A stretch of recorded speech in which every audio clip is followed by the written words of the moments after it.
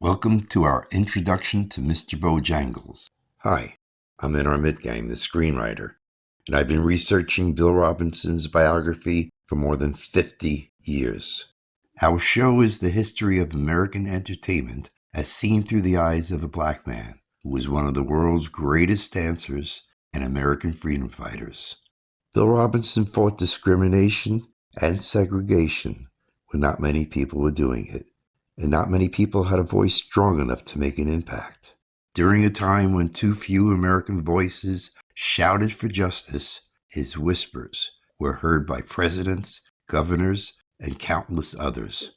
Bill Robinson was born the grandson of a slave in Richmond, Virginia, May 25, 1878, almost 150 years ago. He tapped his way into vaudeville, musical theater, nightclubs, movies, radio and television, and on into history. He was a member of one of the first black acts to headline in white vaudeville circuits, and the first black entertainer to dance as a single, breaking the two-colored rule back in 1914.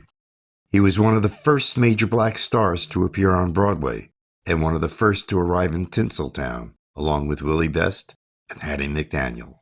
He was also one of the first major black stars to appear on radio and television. For over 3 decades, he was the nation's top black entertainer. During the Depression, he earned over $3,000 a week at Harlem's famous Cotton Club. Even though he died more than 70 years ago, Bill Bojangles Robinson is still remembered as one of the most famous tap dancers of all time. Until the end, Bojangles never stopped fighting for respect as an individual and as a performer. Bill Robinson was the man. Bojangles was the legend who danced his way into the hearts of millions.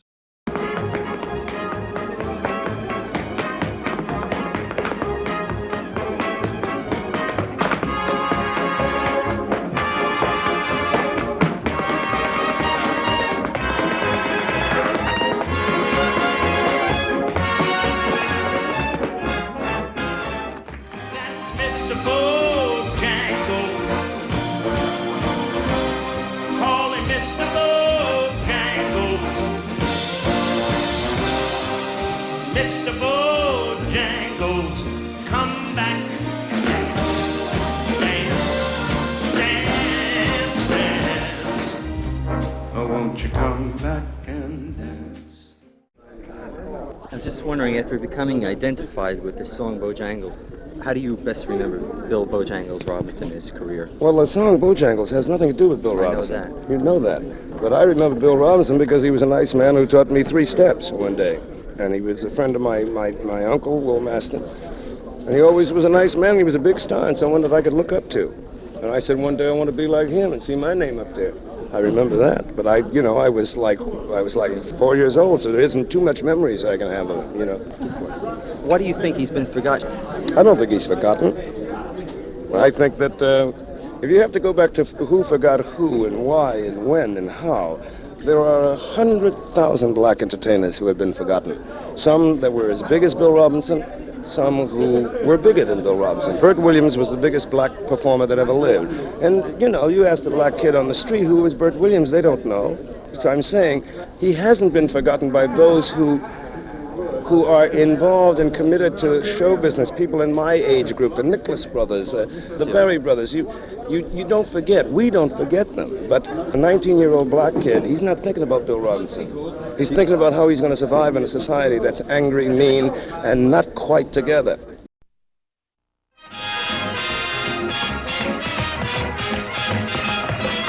Whenever you talk about tap dancing, you said, who's the world's greatest dancer? We always say Bill Robinson was the world's greatest tap dancer. I've been bucking and wing dancing all my life, but the people up north call it tap dancing. Now down south, when the colored boys shuffle, it's the buck, and when they jump up in the air, they call it the pigeon wing. Then they put it together and call it buck and wing. Coastal northern people call it tap dancing. One of my featured things was doing one of his routines, just from seeing it so much and liking it, The popularity of tap dancing has swung in and out of vogue since its heyday in the 20s. There are some who believe that tap is now going through a renaissance. We still have the hoofers clubs, and we still have the various places where we as performers go, and if we hang out for 10 minutes, man, somebody says, you remember that Walter Green or Baby Lawrence used to do this step, and before you know it, somebody's getting up doing it. There is nothing more exciting than to watch a bunch of tap dancers. The precision. You want to sit there and tap yourself.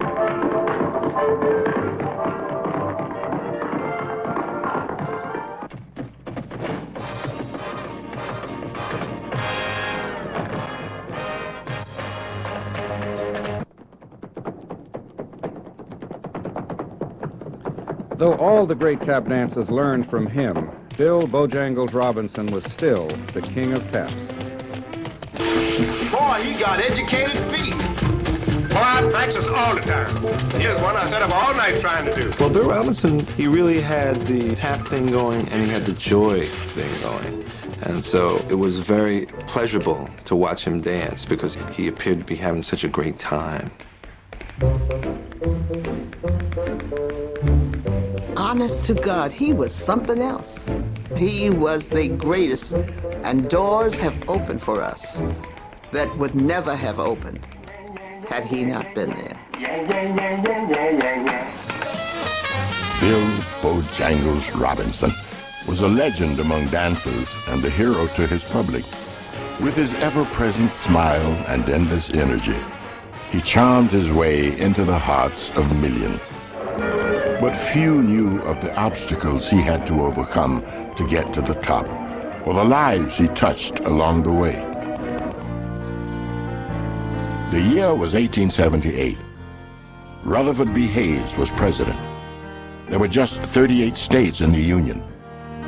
It was during this period of change and uncertainty that Bill Robinson was born on May 25th in Richmond, Virginia. The South after the Civil War was in complete, utter turmoil. Blacks almost had to begin to build a whole existence from scratch. It was a very difficult time. The South was essentially still fighting the Civil War. Both of Bill's parents died before he was 10. Bill and his younger brother were reared by their grandmother, Bedelia Robinson, a former slave and an extremely devout Baptist, which meant that she forbid Bill from dancing or even saying the word.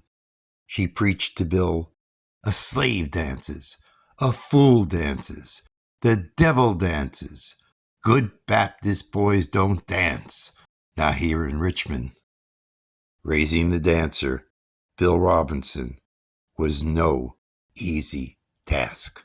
Bill refused to obey his grandmother and continued dancing on the streets with his young friend, Lemuel V. Eggy Eggleston.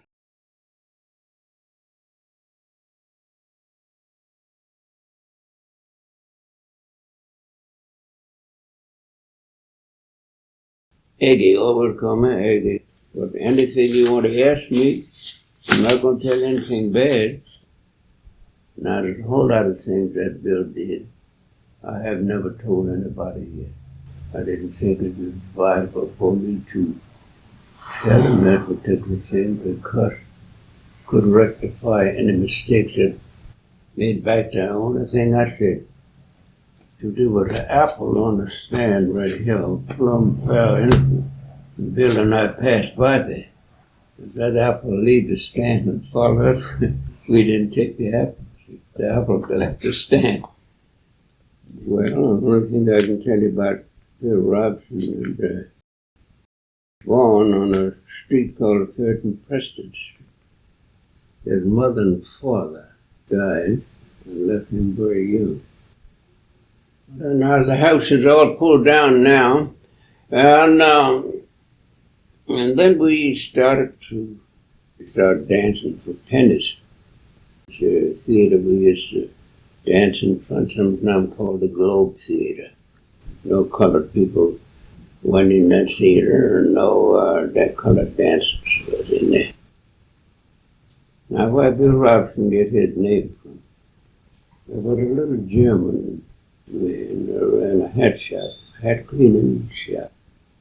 One day, a beaver disappeared. A beaver with a tall hat, you see. That beaver disappeared, and we, between the two of us, we couldn't tell who got the beaver, so we settled this thing, or rather I did, on Bill Robinson's thing. And after everything happened, we all would call him Bojangles. The little man's name was Bo Jensen. We call him Bojangles to mix it up as something noticeable, they say. The young orphan made the streets his home, like many other poor black children born in the shadow of slavery. Bill left school in the first grade and did not learn to read or write. Instead, he spent his days in the local marketplace working odd jobs like shelling peas, shining shoes, and dancing in the streets for pennies. In the evenings, Bill joined the crowd of children who gathered outside Richmond's elegant Ford Theater to dance for the wealthy patrons. Inside the whites-only theater, Richmond's upper crust enjoyed minstrel shows, a popular tradition left over from pre-war days, where white performers in blackface makeup imitated the songs and dances of plantation slaves. In the minstrel shows, as opposed to giving blacks the opportunity to play those roles, the roles actually went to white people. What they did was to create this makeup and put it on white faces and hands to make the white entertainers appear as if they were blacks. Every time a new minstrel show came into town, they used to announce it by parading down the main street of the town, which happened to have been Broad Street of Richmond, Virginia. Bill learned to imitate the parading minstrel performers, and he gained a reputation on the streets as a skillful dancer. To pursue his future as a dancer, Bill ran away from home and hopped atop a freight train to Washington, D.C. with his friend, Eddie Leonard, the future and very famous minstrel man. In fact, Bill saved his life when Eddie Leonard almost fell off the top of the train. Penniless and unable to read or write his own name, at the age of 12, Bill hopped a freight train to Washington, D.C. to seek his fortune. There, he found a job as a stable boy at Benning's racetrack and considered becoming a jockey, one of the few lucrative professions open to blacks. But he learned more about betting on the horses than about riding them. Having failed to launch a career at the racetrack, Bill returned to street dancing and soon landed his first paying job in show business, playing a pickaninny in a musical show called The South Before the War. A pickaninny was a young black child who had to sing, dance, and look cute up on stage. A lot of people later on looked at this as a demeaning situation, but if it was the only way to get involved in show business and get an education, some people took the opportunity. In those days, they had slavery scenes, and they had the little black kids sitting around with the bandanas on their heads, and they doing the dance, doing the shuffle and the sand dance. They were all pickaninnies. Bill traveled with the show for several years, but when he grew too old for the role of a pickaninny, he ended up back on the streets. The teenager lived from hand to mouth, dancing in beer halls and honky-tonks, any place that would have him. The 22-year-old made his way to the bustling metropolis of New York City, which was growing busier and more exciting every day. It was the turn of the century, and New York was emerging as the center of the nation's arts, commerce, and entertainment. Bill was able to make a name for himself dancing in Manhattan's clubs, music halls, and small vaudeville theaters. Vaudeville was a very interesting type of entertainment. They didn't have the big bands or the chorus lines. They just had acts, very good acts. Bill set his sights on performing in high-paying white vaudeville and worked with several different partners. Bill's final partner, and the man who helped to launch Bill's career, was George W. Cooper.